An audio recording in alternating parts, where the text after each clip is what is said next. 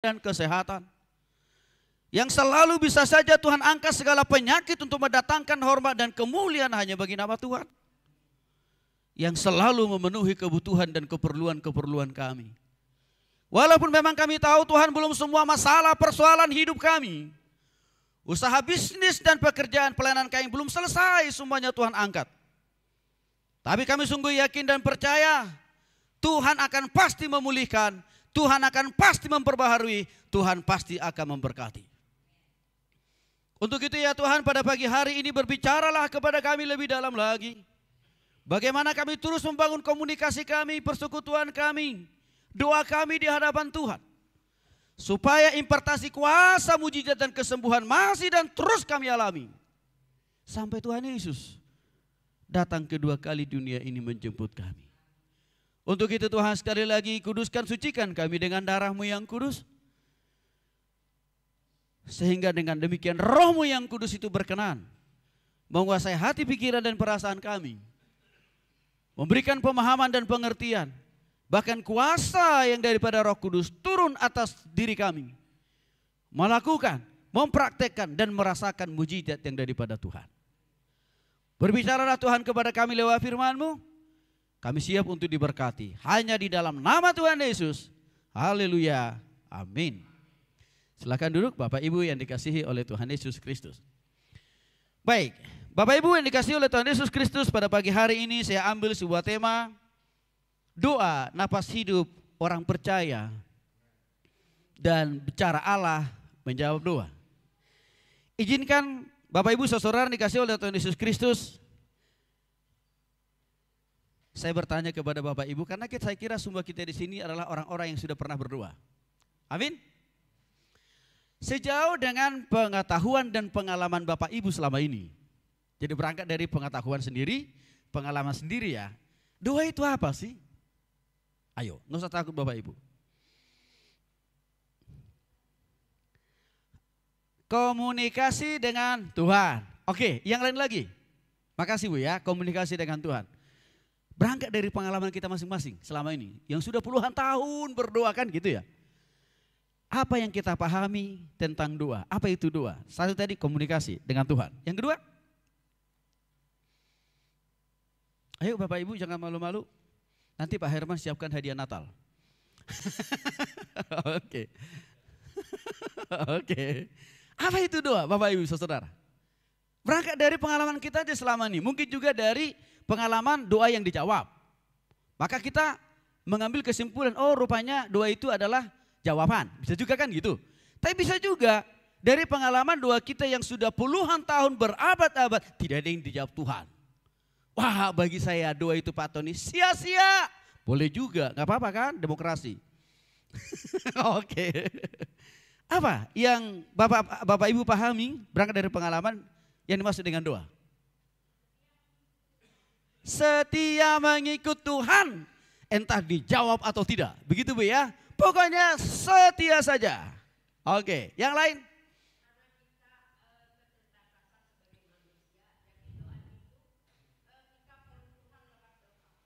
Oke, karena doa itu bagi Ibu, saya lupa tadi Bu, maaf. Bu Marice ya.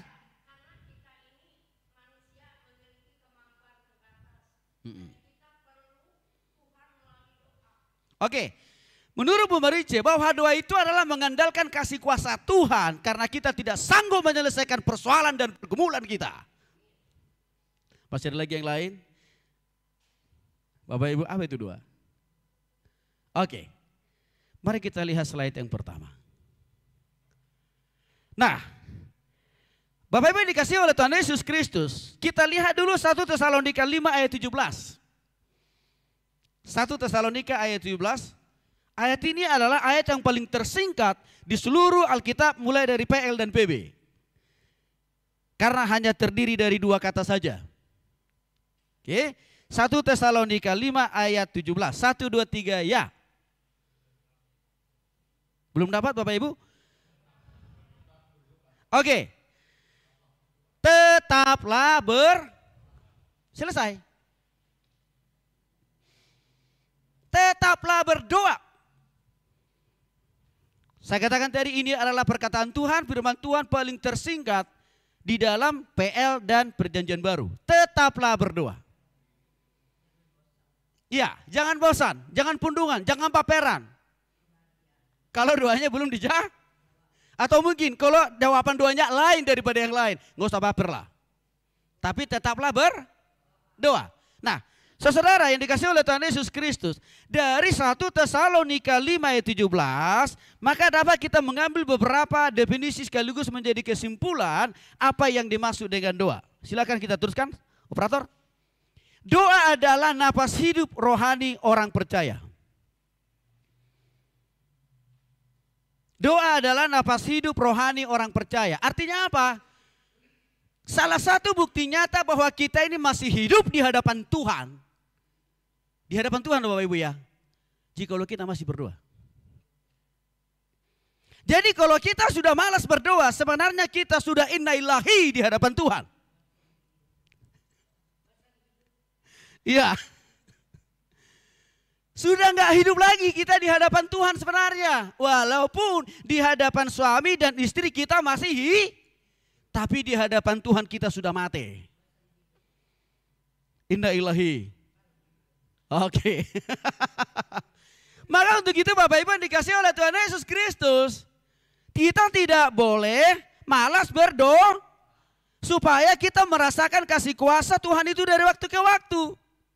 Karena firman Tuhan kan dikatakan doa itu adalah napas hidup. Maka dikatakan tetaplah berdoa. Tetap itu berarti harus terus meneruskan. Konsisten, setia. Setiap detik, menit, jam, hari, minggu, bulan, dan tahun sampai Tuhan Yesus panggil kan Bapak Ibu kan. Itu artinya itu arti tetaplah berdoa kan. Yang kedua mari kita lihat penjelasannya. Apa yang dimaksud dengan doa. Silakan. Jadi, sekali lagi Bapak Ibu dikasihi oleh Tuhan Yesus Kristus. Jika seorang anak Tuhan, jika seorang orang percaya sudah enggan berdoa, malas berdoa, mungkin juga karena alasannya, Pak Tony, udah banyak doa yang saya panjatkan kepada Tuhan, tapi nggak ada yang dijawab. Buat apa saya harus berdoa? Orang nggak ada manfaatnya kok, nggak ada gunanya kok, nggak ada faedahnya kok, nggak ada hasilnya kok. Waktu kita memilih keputusan itu untuk berhenti berdoa, maka peluang doa kita untuk dijawab Tuhan semakin hilang. Karena tidak teruji kita konsistensinya, kesetiaannya dalam berdoa. Maka nggak usah pusing, udah dijawab Tuhan atau belum. Kapan mau dijawab atau tidak. Kata firman Tuhan, tetaplah berdoa. Bapak Ibu dikasih oleh Tuhan Yesus Kristus. Sengaja saya tampilkan di situ ada gambar vampir. Bapak Ibu pernah nonton film vampir pasti ya? Yang warna, ini kan mayat yang sudah mati nih. Ya, film-film Cina kan banyak memproduk film-film cerita tentang vampir. Vampir ini kan sebenarnya mayat yang sudah, ini kan manusia yang sudah mati kan. Tapi dia bisa digerakkan, dia bisa disuruh. Kalau ada manusia yang hidup untuk memerintahkan dia. Tapi kalau pawangnya istilahnya tidak lagi memerintahkan dia, menyuruh dia, maka dia nggak bisa apa-apa. Artinya apa? Kembali dia akan menjadi vampir. Artinya apa? Orang Kristen yang malas, yang tidak setia, berdoa sama persis seperti vampir. Dan cukup banyak orang Kristen yang hidup tiap hari, makan, minum, buka toko, ibadah minggu, gitu ya Bapak Ibu ya. Melayani Tuhan, belajar, kuliah. Tapi sebenarnya vampir. Iya, karena kenapa? Karena tidak berdoa. Jadi hanya menganggap, ya udahlah saya udah hidup hari ini, ya udah saya buka toko saya. Saya hidup hari ini, ya udah saya pergi ke kantor. Saya hidup hari ini, ya udah saya pergi sekolah atau kuliah. Dan tidak ada lagi komunikasi dengan Tuhan. Makanya saya katakan tadi, ada banyak orang Kristen jadi vampir-vampir hari-hari ini. Karena sibuk melakukan segala sesuatu, tapi sebenarnya di hadapan Tuhan mereka sudah mati secara rohani. Maka untuk itu Bapak Ibu dikasih oleh Tuhan Yesus Kristus, janganlah kita menjadi vampir. Tapi marilah kita juga hidup di hadapan Tuhan dengan memelihara komitmen dan kesetiaan kita dalam berdoa kepada Tuhan. Bapak Ibu yang dikasihi oleh Tuhan Yesus Kristus, materi ini sudah berpuluh-puluh tahun saya ajarkan kepada Tuhan, kepada jemaat dan orang-orang yang saya layani. Tapi setiap hari Bapak Ibu, di luar doa makan pagi, siang dan malam, saya tetap menyediakan waktu saya untuk berdoa kepada Tuhan. Di luar dari doa makan pagi, siang dan malam. Kadang-kadang kita menganggap, wah, kalau 2-3 kali sehari 3 kali sehari itu sudah cukup lah. Enggak cukup Bapak Ibu. Karena kenapa? Selesai kita makan, kita masih butuh nafas kehidupan dari Tuhan. Butuh kan? Butuh penyertaan enggak dari Tuhan? Butuh pemeliharaan enggak dari Tuhan? Masih butuh kan? Berarti doa itu harus terus menerus. Maka saya katakan tadi, setiap detik, menit, jam, hari, minggu, bulan dan tahun. Pak Tony, kalau kita berdoa setiap detik dan menit dan jam, lalu saya lagi di jalan, saya bisa tabrak orang lain dong. Kan berdoa itu dalam konsep kekristenan tidak harus cari kiblat kan? Gak perlu kan? Apa kita perlu cari kiblat arah Yerusalem di mana baru kita berdoa begitu ya? Gak perlu kan? Maka Tuhan katakan berdoalah dalam roh dan kebenaran. Artinya apa? Di dalam perjalanan, di dalam berkendara, waktu kita lagi jualan, lagi buka toko, kita bisa berdoa kok di dalam Dan saya sering lakukan itu dalam setiap detik, menit, jam, hari, minggu, bulan dalam hidup saya. Saya selalu berdoa dalam hati saya, Tuhan, berikan saya kekuatan, kesehatan. Tuhan, berkati, sertai, jagai, tolong setiap orang-orang yang pernah saya layani. Bapak Ibu yang dikasihi oleh Tuhan Yesus Kristus, setiap gereja, setiap jemaat yang kami layani, itu menjadi target dan pokok doa kami tiap-tiap hari. Artinya, ribuan orang yang sudah kami layani, kalau kami hanya mendoakan mereka di saat teduh pagi, kurang waktunya. Tetapi kami tetap bisa mendoakan mereka waktu kami sedang melakukan aktivitas dan pelayanan yang lain.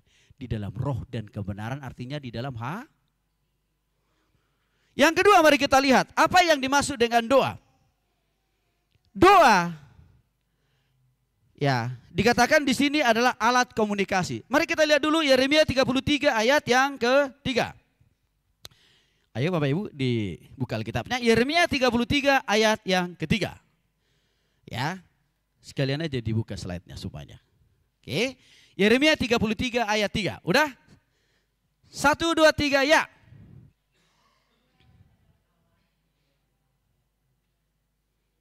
Suaranya gak kedengaran. Yeremia 33 ayat 3. Ayo.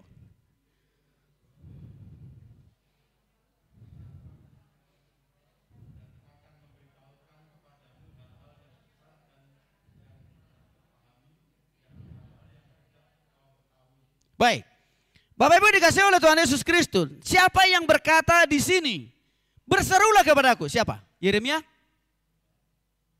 Coba kita lihat. Siapa yang berkata di situ? Berserulah kepadaku, maka aku akan menjawab. Dan seterusnya. Siapa yang mengatakan berserulah kepadaku di sini? Tuhan kan Bapak Ibu. Hari ini, pagi ini, detik ini Tuhan berbicara kepada jemaat-jemaat di gereja ini, di tempat ini. Berserulah kepadaku, itu kata Tuhan Bapak Ibu, amin. Artinya apa? Tuhan menanti, Tuhan menunggu Bapak Ibu datang kepada Dia di dalam doa tiap-tiap hari, amin. Dan ini Tuhan langsung loh yang mengundang, Tuhan langsung loh yang minta loh Bapak Ibu saudaraku. Untuk kita berdoa, untuk kita memohon, untuk kita meminta, untuk kita menyembah, memuji Dia. Tuhan yang minta kok. Maka karena Tuhan yang meminta Bapak Ibu yang dikasihi oleh Tuhan Yesus Kristus, di dalam doa itu Tuhan kasih ada jaminan. Ada jawaban, ada kepastian. Mana Pak Tony? Mari kita cek.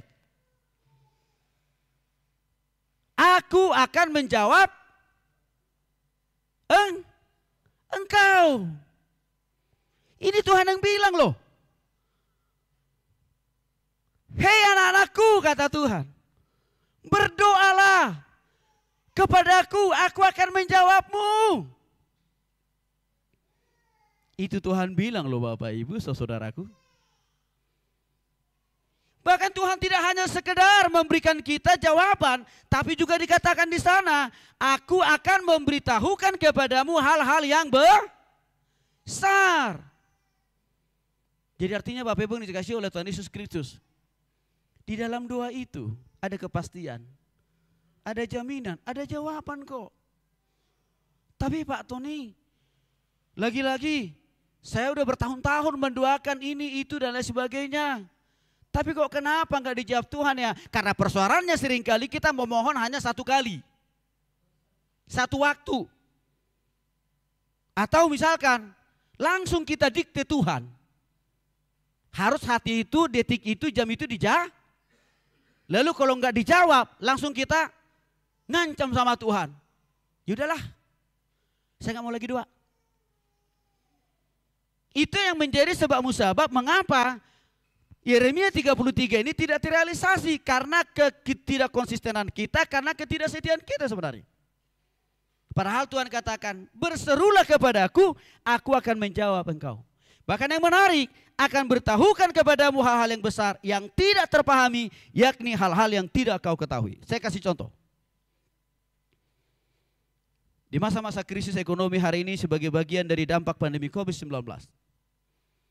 semua jenis usaha juga terdampak. Begitu kan Bapak Ibu? Akal dan pikiran kita mentok. Bagaimana caranya toko kita, usaha kita, bisnis kita bisa seperti sebelum pandemi kan? Tapi Tuhan hari ini berkata kepada kita, konsistenlah berdoa atau berseru kepada aku pasti menjawab, aku pasti memberitahukan kepadamu hal-hal besar. Hal-hal yang tidak kita tahui, hal-hal yang kita tidak pahami. Maka kepada para pengusaha-pengusaha yang saya layani, saya seringkali katakan begini. Bapak Ibu jangan coba beriman sama konsumenmu.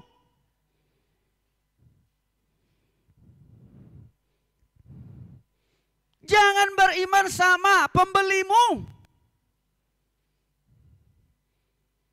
Dan bagi profesional, seringkali saya katakan, jangan beriman sama direktur perusahaan di mana engkau bekerja. Jangan berharap ke situ. Karena kalau pengharapan kita arahkan, kita tancapkan kepada sesama manusia, tidak ada kepastian, tidak ada jaminan. Mereka itu masih mau diizinkan oleh Tuhan jadi sumber berkat, saluran berkat buat kita atau tidak. Mengapa? Karena konsumen kita itu, pembeli kita itu, direktur kita itu, ya, kolega bisnis kita itu bukan sumber berkat loh Bapak Ibu. Harus saya ingatkan ini. Presiden Jokowi bukan sumber berkat, walaupun dia presiden. Dia hanya saluran berkat. Jadi kita harus mengarahkan hati dan pikiran dan permohonan kita itu kepada sumber berkat, yaitu siapa? Tuh.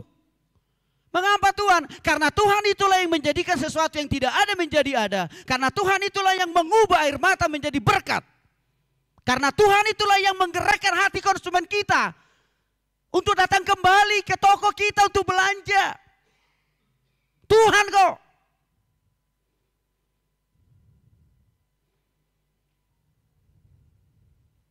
Ini penting Bapak Ibu yang dikasih oleh Tuhan Yesus Kristus. Karena seringkali kita salah bermohonnya.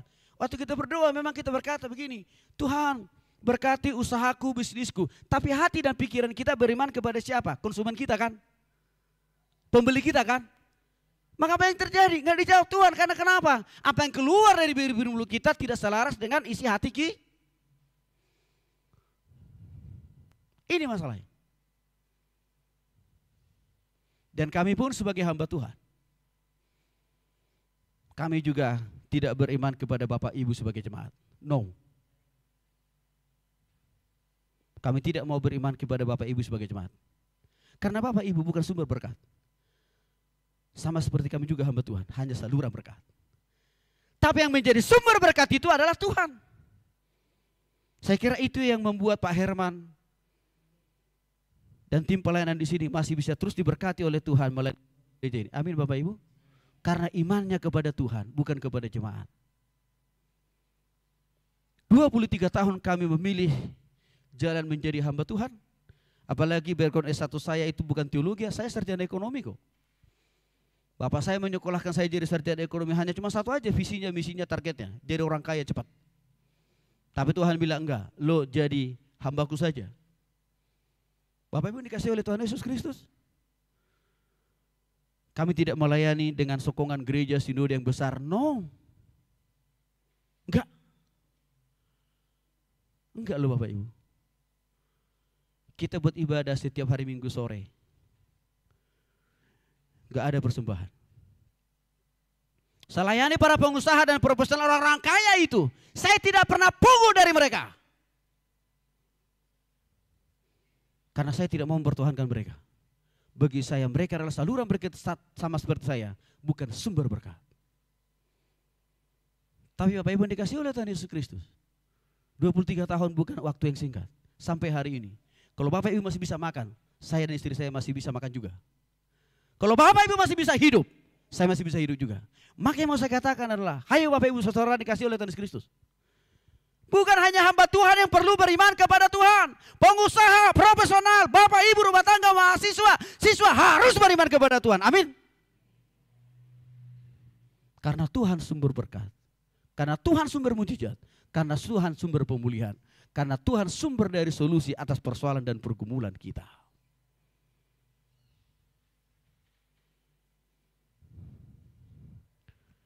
Maka dikatakan di sini saudaraku, tetaplah berdoa.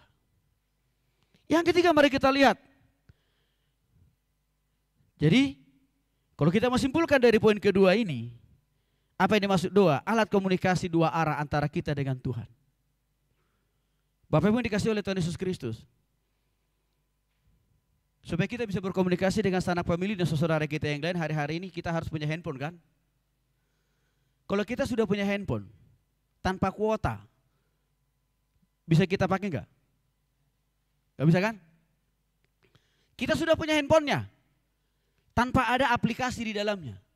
Bisa kita pakai di handphone berkomunikasi dengan orang lain? Gak bisa. Apa yang mau saya katakan kepada Bapak Ibu? Kita hanya untuk berkomunikasi kepada sesama kita saja, kita harus gelontorkan berapa uang untuk beli handphonenya, baru beli handphonenya doang. Minimal berapa? Enggak, beli handphonenya dulu.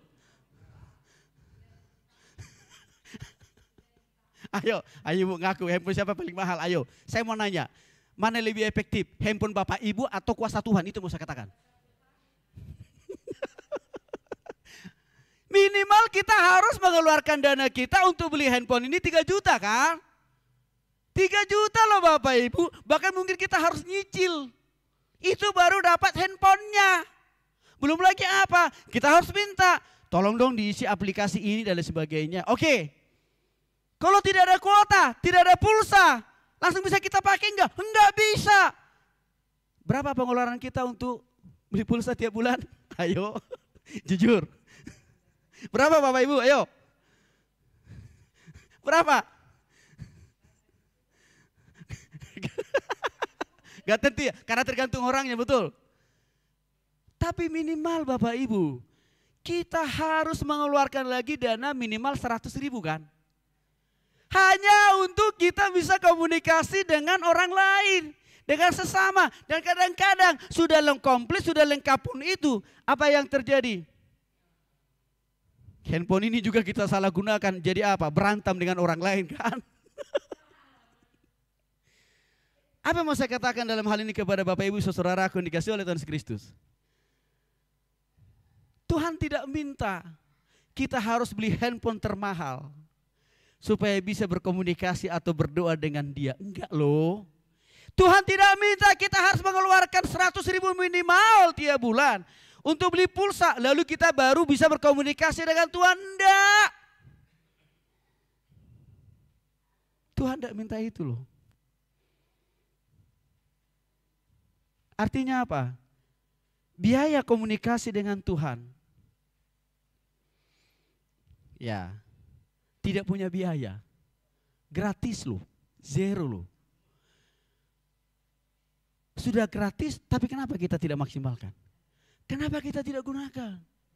Padahal komunikasi dengan Tuhan itu pasti penting, ada dan ada solusi. Maka Bapak Ibu yang dikasih oleh Tuhan Yesus Kristus, Yeremia 33 adalah nomor WA Tuhan Yesus langsung. Artinya, ingatlah ayat ini selalu, Yeremia 33. Nomor WA, nomor kontak Tuhan Yesus langsung. Manfaatkan. Enggak pernah salah alamat. Asal ingat ini. Karena dia berkata, aku akan menjawab, aku memberitahukan kepadamu hal-hal yang besar. Maka yang dikasih Bapak Ibu, yang dikasih oleh Tuhan Yesus Kristus sekali lagi. Yeremia 33 ini juga yang membuat saya selalu terus semangat berdoa. Walaupun tidak selalu pergumulan saya dijawab oleh Tuhan, tapi tetap saya punya keyakinan Yeremia 33 ayat 3. Pasti terjadi. Seturut dengan waktu dan cara Tuhan. Karena kenapa? Tidak ada yang sia-sia dan waktu kita berdoa. Yang berikutnya mari kita lihat Roma pasal 8 ayat 26. Boleh dibacakan sama-sama Bapak Ibu. Roma pasal 8 ayat 26. Oke, kalau sudah ketemu Roma pasal 8 ayat 26. 1, 2, 3 ya.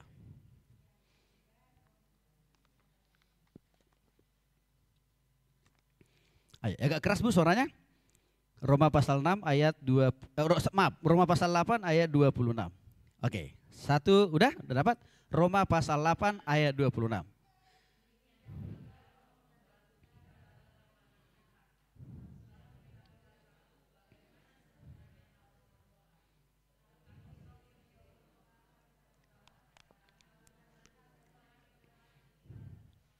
Baik.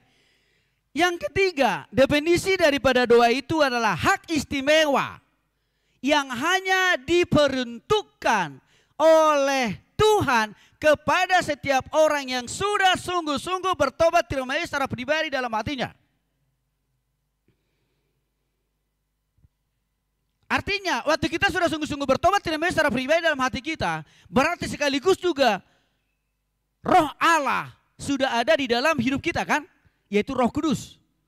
Maka dikatakan di sana Bapak Ibu, orang yang sudah sungguh-sungguh bertobat tidak secara pribadi, Roh Allah, Roh Kudus ikut juga menyampaikan pokok-pokok atau permohonan pergumulan kita itu kepada Bapa di sorga. Dan ini hanya bisa dialami oleh orang yang sungguh-sungguh percaya loh Bapak Ibu. Maka di sini kita lihat, sebenarnya orang percaya itu bukan hanya dia yang bisa menyampaikan permohonannya, tetapi Roh Kudus juga ikut membantu menyampaikan apa yang menjadi pergumulan kita untuk disampaikan kepada Bapa di surga. Saya kasih contoh yang paling konkret saja. Bapak Ibu yang dikasih oleh Tuhan Yesus Kristus. Salah satu pokok doa yang paling jarang kita minta sama Tuhan. Dan pokok doa yang satu ini sebenarnya kita butuhkan, kita perlukan. Dan tanpa doa permohonan yang satu ini tidak mungkin kita boleh ada. Bapak Ibu tahu apa itu? Napas kehidupan. Saya mau tanya kepada Bapak Ibu. Seberapa sering Bapak Ibu saudara meminta itu sama Tuhan tiap hari? Ayo, berapa sering? Wah Pak Tony, kalau yang itu nggak usah didoakan lah, nggak usah diminta lah, Tuhan Maha tahu, begitu.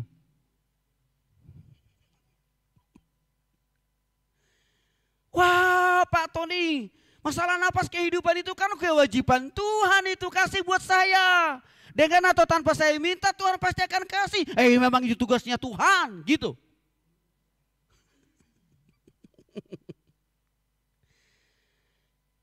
Bapak Ibu yang dikasih oleh Tuhan Yesus Kristus, kalau kita sudah tidak bernapas, kita bisa lakukan apa? Bapak Ibu masih bisa buka toko pagi hari? Ayo. Bapak Ibu masih bisa kerja? Masih bisa jualan? Tanpa napas kehidupan, alias sudah mati? Bisa? Sama aja bohong kan, artinya nggak bisa kan? Mahasiswa, masih bisa kuliah kau, kalau engkau sudah mati? Masih bisa enggak? Masih bisa cari hepeng, cari cuan. Kalau kita sudah tidak lagi punya napas kehidupan, masih bisa? Gak bisa kan? Artinya napas kehidupan ini kebutuhan yang paling utama, paling dasar bagi kita di samping daripada makan dan minum, napas kehidupan. Tapi Bapak Ibu yang dikasihi oleh Tuhan Yesus Kristus, hal yang sangat mendasar yang paling penting ini seringkali kita lupa meminta kepada Tuhan. Atau kita lupa meminta sama Tuhan. Apakah Tuhan juga sama seperti kita menjadi pelupa? Tidak memberikan kita napas hidup, tidak memberikan kita kehidupan. Enggak kan? Tiba-tiba saja, besok pagi di hari yang baru, kita masih bisa berenang. Dan masih bisa bekerja, melakukan aktivitas. Artinya apa? Napas kehidupan jarang kita minta sama Tuhan tiap-tiap hari. Tapi Roh Kudus melihat Bapak, Ibu, Saudara dan saya, kita butuh napas itu. Maka Roh Kudus menyampaikan, memohon kepada Bapa di surga, berikan anak-anakmu itu napas kehidupan. Supaya mereka masih bisa beraktivitas, supaya mereka bisa bekerja, supaya mereka bisa kuliah, supaya mereka masih bisa buka usaha dan toko dan juga melakukan aktivitasnya. Itu salah satu bentuk konkret peranan Roh Kudus di dalam diri orang percaya untuk membantu kita dalam menyampaikan permohonan kita kepada Tuhan. Jadi Bapak Ibu yang dikasihi oleh Tuhan Yesus Kristus, dalam doa itu sebenarnya bukan hanya peran kita. Terlalu terbatas kita ini menyampaikan doa-doa, permohonan dan pergumulan kita kepada Tuhan. Terlalu terbatas. Ditambah juga dengan kata-kata yang kita gunakan juga mungkin susah. Dan sulit mengkomunikasikannya. Tetapi Allah Roh Kudus tahu bahwa kita butuh itu, maka untuk itu juga Dia dijawab. Hal yang lain Bapak Ibu, hanya sesekali aja kita berdoa supaya Tuhan jaga kita dan bahkan jauhkan kita dari mara bahaya kan? Hanya sesekali aja kok. Tapi coba Bapak Ibu, kita keluar dari pintu rumah kita, berbagai mara bahaya mengancam kita. Artinya apa? Bisa ditabrak tukang ojek lah, atau kita bisa nabrak orang kan? Atau bisa kita sendiri jatuh. Artinya apa? Kalau kita bisa berangkat dari rumah kita sampai ke tempat ini, gak ada rintangan dan tantangan, kita dalam keadaan sehat. Ini adalah salah satu bentuk peranan Roh Kudus untuk terus menyampaikan kepada Bapa di surga. Lihat anak-anakmu itu, mereka mau ibadah. Jagai dia, sertai dia, jauhkan dia dari berbagai bahaya. Lihat anak-anakmu itu, dia mau buka tokonya. Gerakan dan utus konsumen-konsumen yang baru atau yang lama dari manapun untuk menjadi saluran berkat. Bapak Ibu yang dikasihi oleh Tuhan Yesus Kristus, ini kelebihannya kita berdoa kepada Tuhan. Kita masuk bagaimana cara Tuhan menjawab doa. Mari kita lihat dulu Habakuk pasal 2 ayat 3. Habakuk pasal 2 ayat 3. Boleh dibacakan satu orang Bapak Ibu yang sudah menemukan ayat itu? Habakuk pasal 2 ayat 3.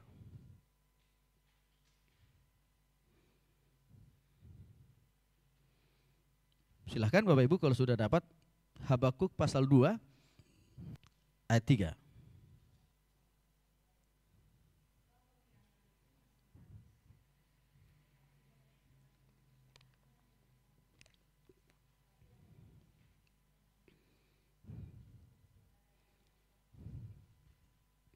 Baik, ada beberapa cara Allah menjawab doa kita. Dan ini perlu kita pahami supaya kita tidak maksa Tuhan. Supaya kita tidak mempersalahkan Tuhan. Supaya kita tidak ngotot sama Tuhan. Supaya kita tidak frustasi mengikut Tuhan. Berdoa kepada Tuhan. Kita perlu memahami minimal ada 4 cara Tuhan menjawab doa. Sehingga kalau kita pahami ini nanti, kita jadi tahu. Kalau Tuhan bilang begini, begitu dan lain sebagainya. Oh, berarti ini juga bagian daripada proses cara Tuhan. Yang pertama, seringkali Tuhan katakan, atau Tuhan jawab doa kita itu dengan mengatakan, Bapak Ibu yang dikasihi oleh Tuhan Yesus Kristus, tunggu. Aduh Pak Pendeta,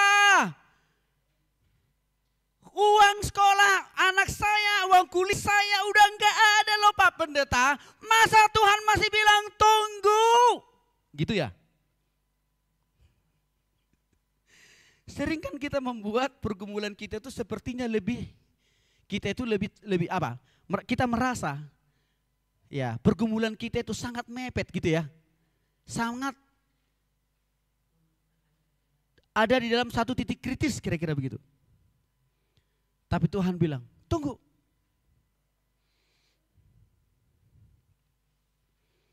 Aduh Pak Tony.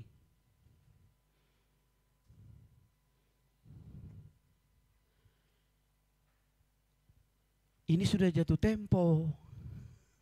Misalkan cicilan ke bank ya. Masa Tuhan bilang tunggu?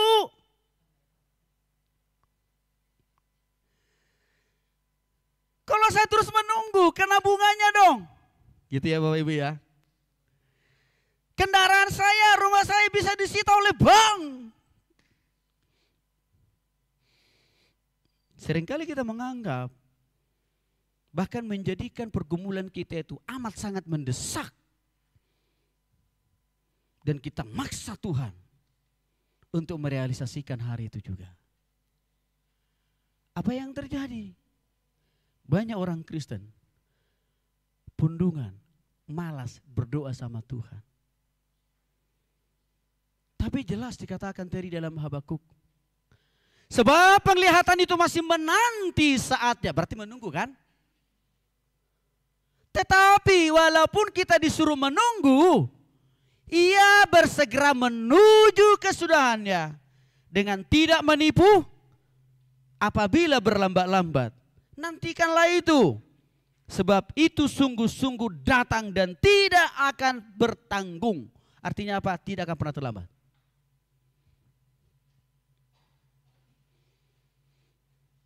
Bapak Ibu yang dikasih oleh Tuhan Yesus Kristus, menunggu. Salah satu cara Tuhan untuk menjawab doa kita. Tapi Pak Tony, menurut saya sih Pak Tony ini udah mendesak loh Pak. Udah jatuh tempo loh Pak. Kalau saya nggak bayar uang sekolah anak saya dan bahkan uang kuliah anak saya nggak bisa ikut ujian loh Pak. Gitu ya. Kalau nggak ada uang hari ini saya nggak bisa hidup loh Pak. Apa yang betul?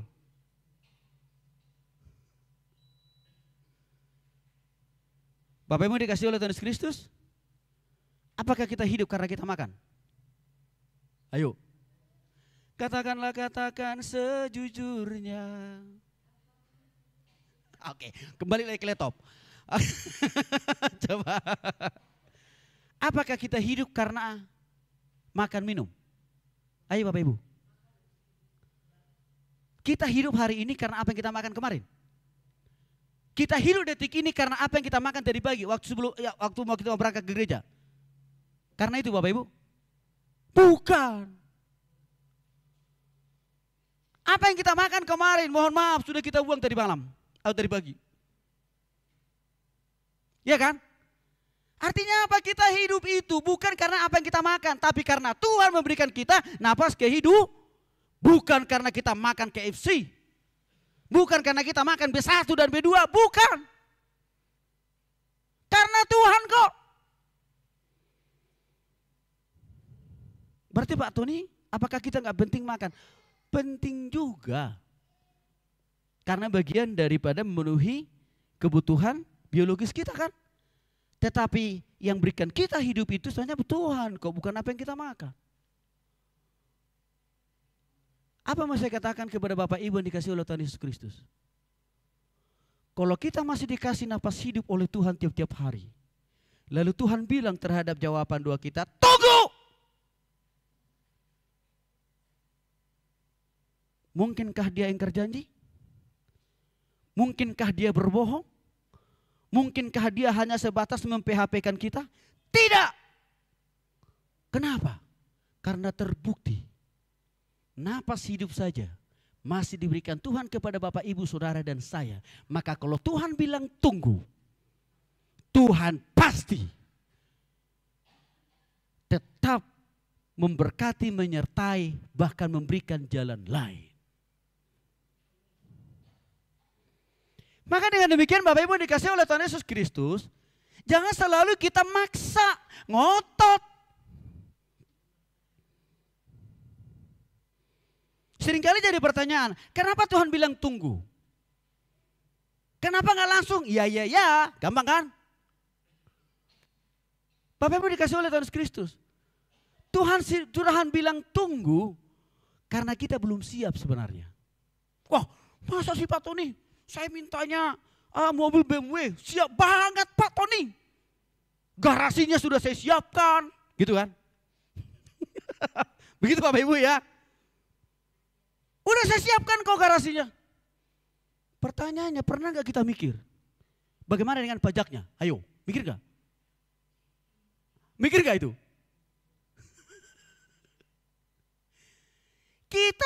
Kita hanya memikirkan satu titik, satu aspek. Kalau Tuhan itu memikirkan semua aspek.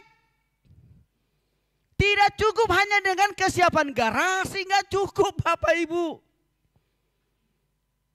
Bayar pajaknya kan harus juga dipikirin. Perawatannya juga harus ada kan Bapak Ibu. Biaya bensinnya macam-macam juga perlu ada kan. Seringkali kita salah berdua, salah memahami jalan pikiran Tuhan. Lalu kita maksa. Dan kita menganggap kita lebih tahu persis. Bahwa apa yang kita minta ini pas yang terbaik. No. Yang terbaik menurut kita belum tentu yang terbaik menurut Tuhan. Seringkali yang terbaik menurut kita itu justru menyesatkan, menghancurkan.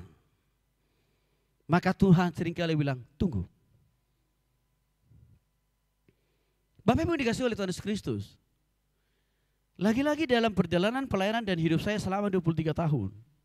Tuhan seringkali juga bilang ke saya, dari doa saya, tunggu ya Ton. Ini sudah hamba Tuhan loh yang berdoa. Sudah hamba Tuhan loh yang bermohon. Dan Bapak Ibu yang saya minta itu bukan pesawat pribadi loh. Bukan helikopter loh. Bukan BMW loh, no. Bapak Ibu yang saya minta, jiwa-jiwa baru untuk boleh saya injili. Supaya mereka bertobat terima Yesus. Tapi di situ pun Tuhan bilang tunggu.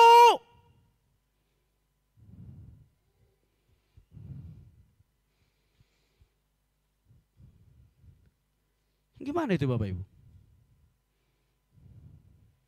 Dan saya yakin Pak Herman dan para pelayan di sini tiap-tiap hari berdoa untuk itu kan Bapak Ibu ya. Tapi Tuhan bilang tunggu. Meminta, memohon kepada Tuhan supaya Tuhan kirimkan jiwa baru ke gereja ini. Ada unsur dosanya enggak? Enggak ada kan? Enggak ada. Artinya apa? Oh itu menyenangkan hati Tuhan. Kalau yang kami minta sebagai hamba Tuhan, jet pribadi, helikopter pribadi. Langsung Tuhan bilang, tidak.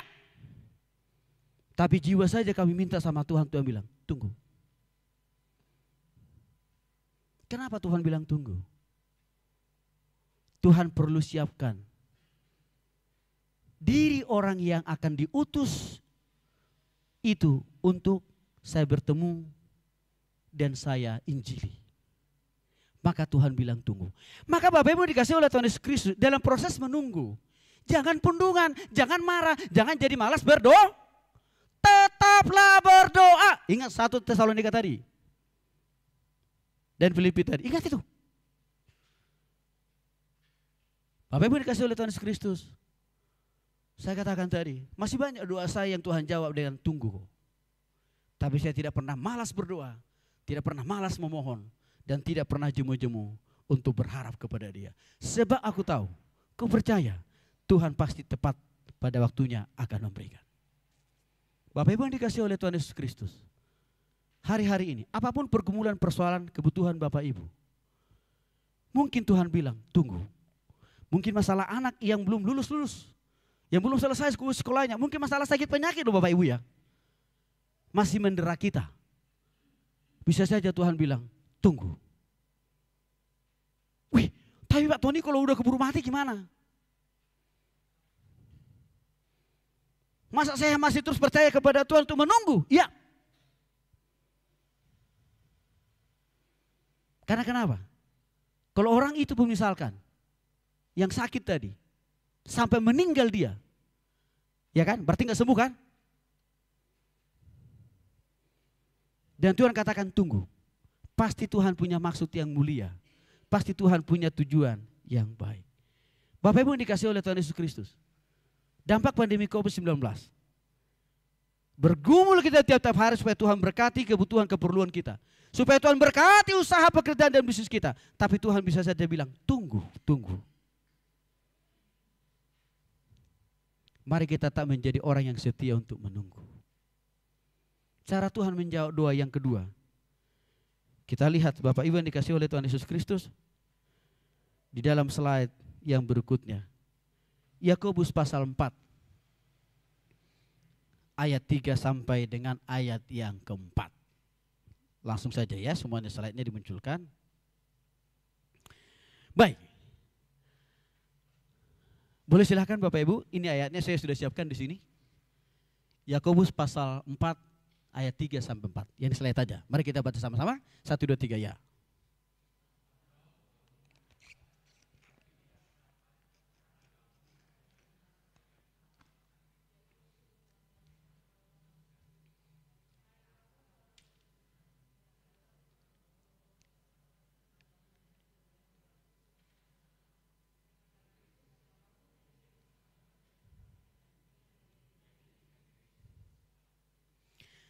Baik, cara yang kedua seringkali yang Tuhan katakan dalam menjawab doa kita itu tidak. Kenapa tidak? Bukan karena Tuhan sombong, bukan karena Tuhan tidak sayang, bukan karena Tuhan tidak peduli dengan persoalan pergumulan kita, bukan Bapak Ibu. Tapi memang karena kita yang salah. Salahnya di mana Pak Pendeta? Orang saya sudah berdoa, berpuasa, bermohon-mohon terus menerus. Karena kita masih di dalam doa.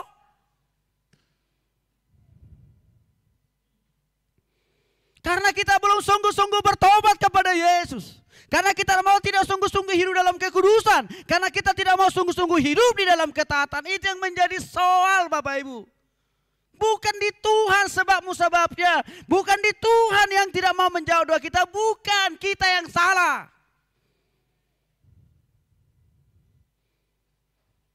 Maka Tuhan bilang, no, tidak.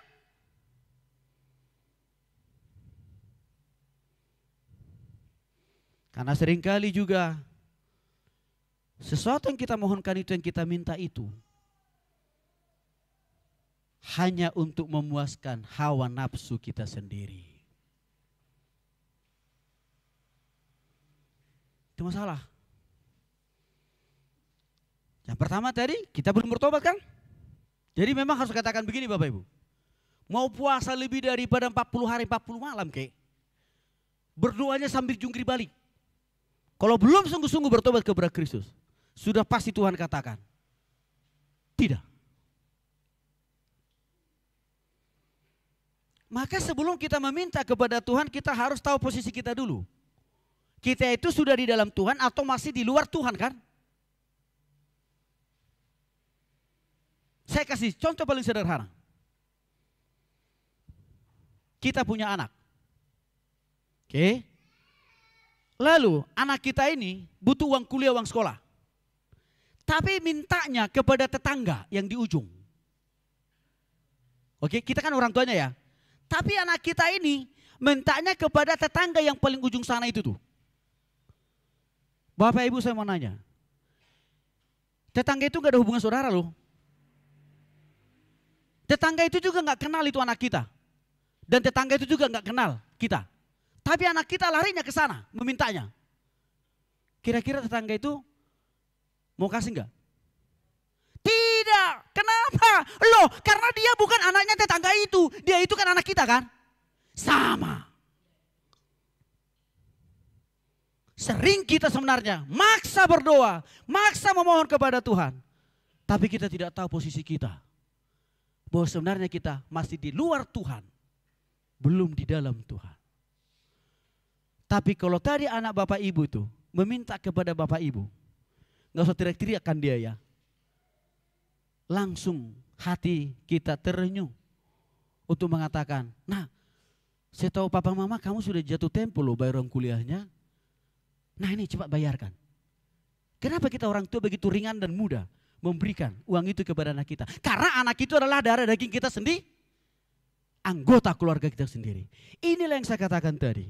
Pastikan kita sudah di dalam Tuhan atau masih di luar Tuhan. Artinya apakah kita sudah sungguh-sungguh bertobat terima Yesus atau belum? Ini yang jadi soal, ini yang jadi masalah. Dan yang kedua sekali lagi Bapak Ibu, seringkali motivasi kita meminta sesuatu itu hanya untuk apa? Memuaskan keinginan daging. Maka harus saya klarifikasi. Mari Bapak Ibu bedakan keinginan dengan kebutuhan. Ada yang bisa memberikan alasan bedanya keinginan dan kebutuhan? Ayo. Ini agak beda-beda tipis. Tapi walaupun tipis perbedaannya, bisa juga ini menghalangi doa kita.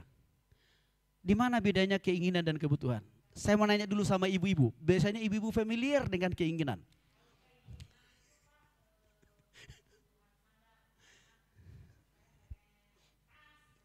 Oke. Pokok ya.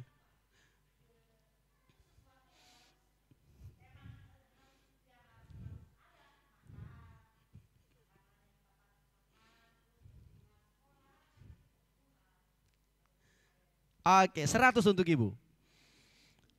Kado Natalnya nanti minta dari Pak Herman Bu ya. Tapi sebelumnya ibu kasih antar dulu kadonya ke gereja. Oke, betul. Kita orang Kristen seringkali salah. Tidak bisa membedakan kebutuhan dan keinginan. Kita menganggap keinginan itu sama dengan kebutuhan. Beda. Kebutuhan sesuatu hal yang wajib harus mutlak. Contoh makan, minum. Begitu kan? Kalau ini yang kita minta sama Tuhan, pasti dikasih kok. Oh jangan Bu, nanti kita mati. Oh, oke, baik. Itu keinginan maksudnya. Kalau keinginan, betul. Ya, betul. Ya, jadi Bapak Ibu dikasih oleh Tuhan Yesus Kristus sekali lagi. Orientasi kita minta sesuatu kepada Tuhan itu harus dasarnya kebutuhan. Maka tadi saya katakan tadi, napas hidup, kebutuhan dasar kan? Pasti Tuhan kasih. Buktinya apa? Bapak Ibu masih hidup sama seperti saya hari ini. Oke? Yang kedua apa? Makan.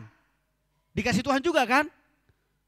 Terlepas lauknya tempe atau tahu. Tapi kan minimal pasti ada lauk kan? Itu lauk juga loh Bapak Ibu. Iya kan? Wah, tapi kan Pak Tony menunya nggak seperti di Hotel Indonesia, itu keinginan. Begitu kan? Jadi kita harus berangkat bermohon dan berdoa kepada Tuhan itu keinginan. Sekunder sifatnya. Tidak wajib, tidak harus. Ya, kapan-kapan boleh itu bisa terpenuhi. Saya kasih contoh keinginan. Yang masih mahasiswa. Baru tingkat 1. Udah ngotot sama Tuhan minta jodoh. Coba nih. Makanya kalau saya sama mahasiswa galak banget. Saya bilang begini. Andaikan Tuhan kasih jodoh itu. Kau mau kasih makan apa dia? Mau kasih minum apa dia? Hidupmu aja morak marit saya bilang. Untuk kita yang sudah jadi dewasa, yang sudah jadi orang tua, Bapak Ibu, sering juga seperti mahasiswa tadi. Sering juga. Tadi si Ibu udah sebut. Gitu kan? Sering juga kok. Karena misalkan kita lihat di Facebook teman-teman kita udah sibuk jalan-jalan ke luar negeri. Bahkan di tempat wisata yang luar biasa. Wah. Lalu kita lihatlah itu. Kita jadi penonton yang baik. Lalu kita klik. Lalu kita mulai ngotot sama Tuhan. Tuhan. Lihat Tuhan teman saya Tuhan. Pergi ke Turki Tuhan. Tuhan. Aku kan anakmu. Biji matamu. Oh begitu ya. Bujuk Tuhan tapi ujungnya maksa. Kira-kira begitu. Tuhan, berikan berkat Tuhan. Supaya saya bisa jalan-jalan seperti teman-teman saya itu. Tuhan. Begitu kan? Tapi Tuhan bilang, tidak. Kenapa Tuhan bilang, itu bukan kebutuhanmu. Itu bukan sesuatu hal yang amat dasar untuk kau perlukan. Tanpa engkau pergi ke Turki, ke Amerika, engkau tetap bisa hidup kok. Maka Tuhan bilang, tidak. Bapak Ibu, ini kita harus evaluasi. Sebenarnya, apakah yang kita minta itu kebutuhan atau keinginan? Amin. Sebenarnya ada banyak kok kebutuhan kita. Cuma kadang-kadang kita langsung lari ke keinginan kan. Maka sebelum berdoa Bapak Ibu, pastikan dulu, inventarisasi dulu, daftarkan dulu pokok-pokok doanya. Pastikan pokok-pokok doanya itu kebutuhan kan. Yang paling dasar lah. Itu dulu yang kita doakan. Karena kenapa? Itu yang paling dekat, itu yang kita perlukan hari-hari ini. Contoh misalkan, kalau kita belum punya tempat tinggal yang menetap alias rumah, oke? Kebutuhan deh ini. Kebutuhan kan? Boleh nggak didoakan? Oh boleh. Tapi harus paham. Kalau Tuhan bilang, tunggu ya nak, jangan marah.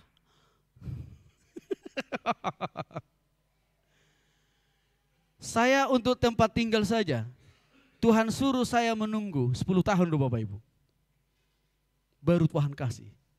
10 tahun. Padahal rumah itu saya minta kepada Tuhan supaya saya makin lebih efektif melayani Tuhan kok. Tapi situ pun Tuhan bilang, tunggu ya.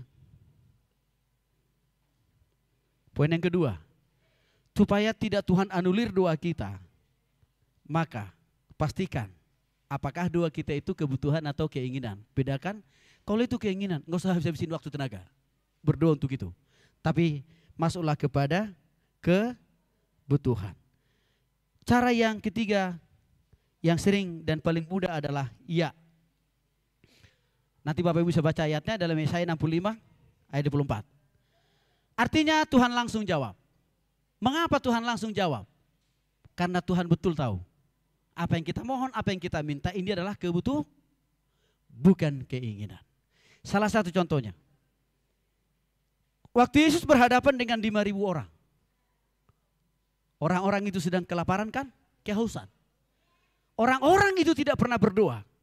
Tapi Tuhan Yesus hanya memandang ke atas kepada Bapa di surga. Langsung dia berikan roti. Contoh yang kedua. Waktu Simon Petrus disuruh oleh Tuhan berjalan di atas air. Oke? Di awal sih waktu di tepian Simon Petrus masih pede. Masih percaya sama Tuhan. Tapi waktu Tuhan bilang, maju kamu. Mulai Simon Petrus maju 1-2 meter. Masih bisa berjalan di atas air. Tapi tiba-tiba di tengah laut itu, dia tidak lagi percaya total kepada Tuhan. Maka dia tenggelam. Tapi Bapak Ibu dikasih oleh Tuhan Yesus Kristus, sebelum Simon Petrus tenggelam total, Tuhan langsung mengulurkan tangannya. Artinya, banyak doa kita yang sebenarnya dijawab oleh Tuhan dengan ya. Tapi seringkali kita melupakannya. Seringkali kita tidak lagi mengingat perbuatan-perbuatan Tuhan, jawaban-jawaban Tuhan. Selalu yang kita pandang, yang ini belum dijawab, yang itu belum dikasih. Padahal lebih banyak doa kita yang sudah dijawab oleh Tuhan. Bapak Ibu yang dikasih oleh Tuhan Yesus Kristus, miliki iman yang teguh kepada Tuhan. Dan yang terakhir Bapak Ibu yang dikasih oleh Tuhan Yesus Kristus, jawaban Tuhan yang terakhir adalah, Tuhan bilang kepada kita, ya, dengan memberikan jawaban yang berbeda daripada apa yang kita minta. Salah satu contoh kasusnya di Alkitab. Marta dan Maria punya saudara namanya Lazarus sudah berapa hari matinya, meninggalnya? 4 hari. Berarti sudah bau kan? Dan pada zaman itu Bapak Ibu tidak ada formalin. Gak ada. Lazarus di situ kan sudah dibungkus sebenarnya dengan kain kafan kan? Bahkan sudah dimasukkan ke dalam kubur. Udah 4 hari tuh. Lalu tiba-tiba Marta katakan, Yesus, ngapain kau datang ke sini? Agak judes dia. Begitu. Karena kenapa? Marta menganggap Yesus tell me. Begitu kan? Telat mikir, telat bantu, telat nolong kan gitu ya. Maka Marta bilang, Yesus mau ngapain ke sini? Gitu ya. Orang dia udah mati kok. Udah 4 hari loh Tuhan. Dia udah mati. Bahkan sudah berbau. Agak kesal Marta sama Tuhan Yesus. Tapi Tuhan Yesus tidak terganggu dengan sikap dari Marta itu. Karena Tuhan Yesus tahu kenapa dan mengapa Lazarus harus diizinkan mati 4 hari. Lalu Maria juga sedikit agak lebih halus menolak kehadiran Yesus. Kalau Marta tadi agak frontal dia. Maria hanya katakan, Yesus, saudaraku Lazarus sudah 4 hari meninggal. Begitu ya. Jadi kalau Marta ini pakai gaya orang Batak sama orang Chinese. Kalau Maria pakai gaya orang Jawa sama orang Sunda. Agak lebih kalem. Begitu. Tapi ujungnya sama. Sebenarnya mereka menyesalkan kenapa Yesus terlambat. Tapi Bapak Ibu yang dikasih oleh Tuhan Yesus Kristus. Bagi Tuhan Yesus tidak ada yang terlambat. Tidak ada yang telat. Tepat pada waktunya. Waktu Tuhan Yesus datang ke kubur Lazarus. Lalu orang-orang yang ada di situ minta, buka pintunya. Lalu Yesus katakan, Lazarus, engkau bangkit, berdiri dan maju. Lazarus pun bangkit, maju, masih dalam posisi ditutupi oleh kain kafan. Apa yang mau saya katakan kepada Bapak Ibu? Mungkin doa kita selama ini ada banyak yang belum dijawab oleh Tuhan. Tidak berarti Tuhan telat mikir, tidak berarti Tuhan lupa, tidak berarti Tuhan tidak sayang, tidak peduli. Bukan Bapak Ibu. Tapi Tuhan mau kasih jawaban itu dengan caranya Tuhan sendiri, waktunya Tuhan sendiri, kehendak Tuhan sendiri, dan maunya Tuhan sendiri. Amin. Mari kita sesuaikan permohonan kita itu sesuai dengan caranya Tuhan, waktunya Tuhan, prosesnya Tuhan, dan maunya Tuhan. Kalaupun menurut kita mendesak pergumulan itu ya, Tuhan tahu kok, Dia punya cara untuk memberikan jalan lain, cara lain, solusi lain, dan berkat yang lain. Saya undang Bapak Ibu, kita berdiri.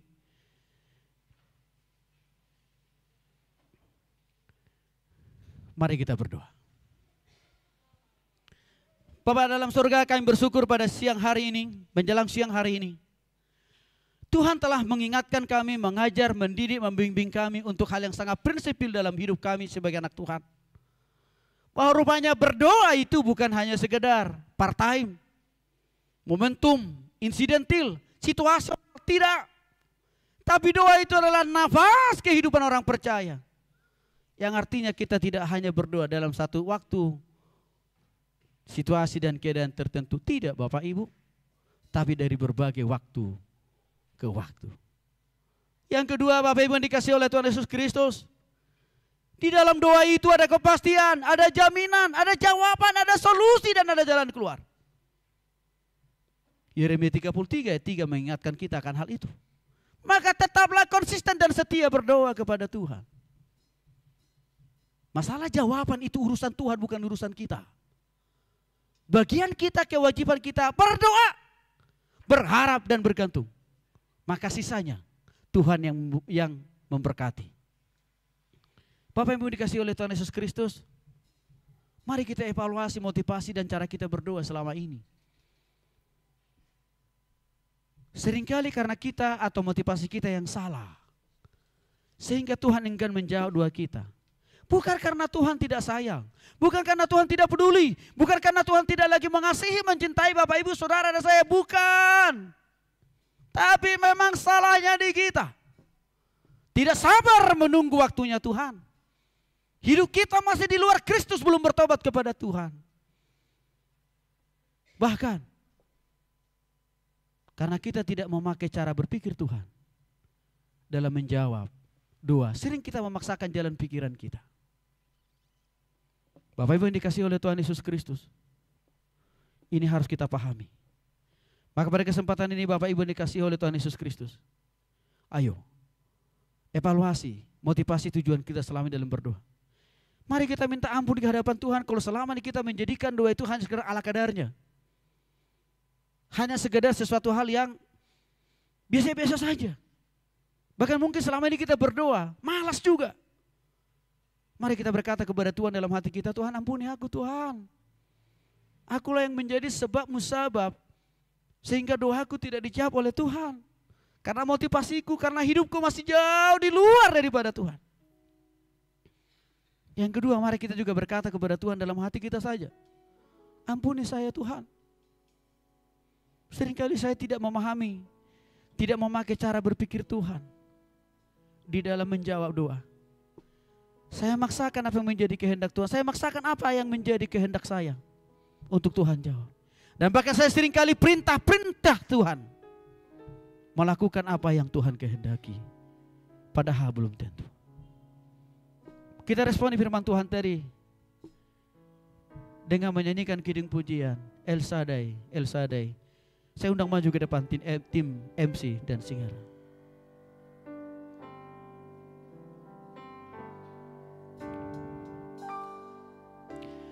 Tak usah ku takut, Allah menjagaku. Allah menjagaku. Tak usah ku bimbang, tak usah ku bimbang. Yesus peliharaku. Yesus peliharaku. Tak usah ku susah, tak usah ku susah. Roh Kudus hiburku. Roh Kudus hiburku. Tak usah ku cemas, tak usah ku cemas. Dia memberkatiku.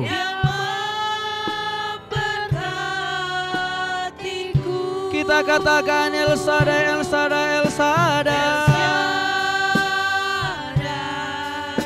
El Shaddai, Allah Maha Kuasa. El Shaddai, Dia besar. El Shaddai mulia. El Shaddai, El Shaddai, Allah Maha Kuasa. Berkat-Nya melimpah. El Shaddai.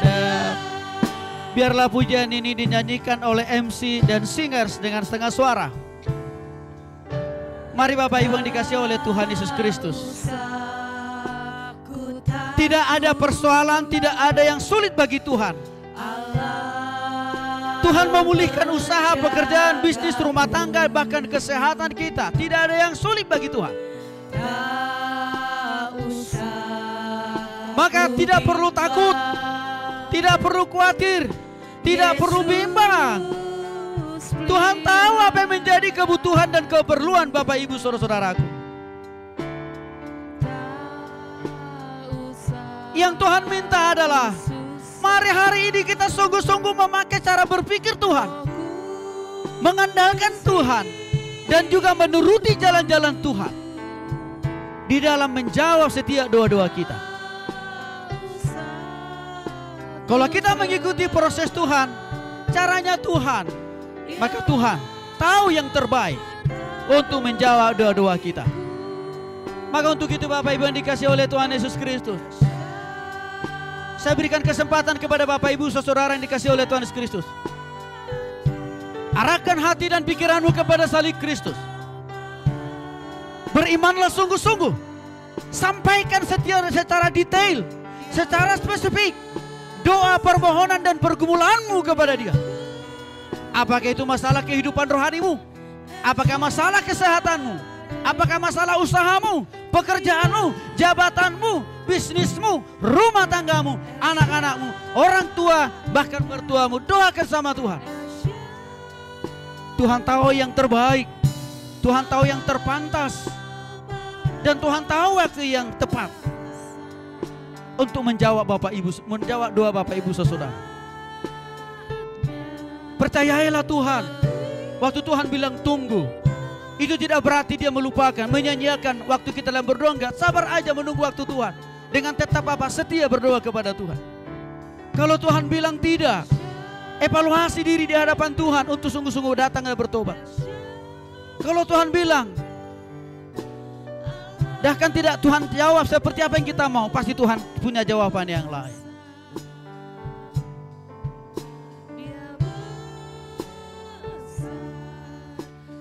Bapa dalam surga, Engkau sudah mendengarkan doa dan seruan setiap Bapak Ibu saudaraku ini. Tuhan Yesus, hari ini mereka komitmen memperbaiki motivasi dan cara mereka berdoa dan menanti jawaban Tuhan.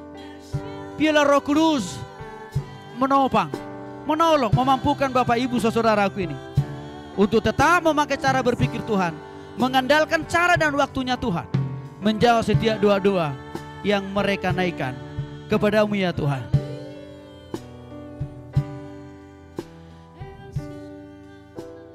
Bapa dalam surga, terima kasih. Kebenaran-Mu sudah disampaikan, isi hati-Mu sudah kami pahami. Biarlah Roh Kudus menyempurnakan, mengurapi setiap kebenaran-kebenaran firman Tuhan tadi di dalam roh, jiwa dan tubuh kami, sehingga firman itu berakar, bertumbuh, mendewasakan iman dan pengharapan kami kepada Tuhan. Terima kasih ya Tuhan Yesus. Urapi hamba-Mu Pak Herman sebagai gembala dan juga semua tim pelayanan di sini dengan berkat yang melimpah, baik rohani, jasmani, kekuatan dan kesehatan. Usaha, pekerjaan dan bisnis mereka juga jemaat Tuhan diberkati oleh Tuhan mulai hari ini.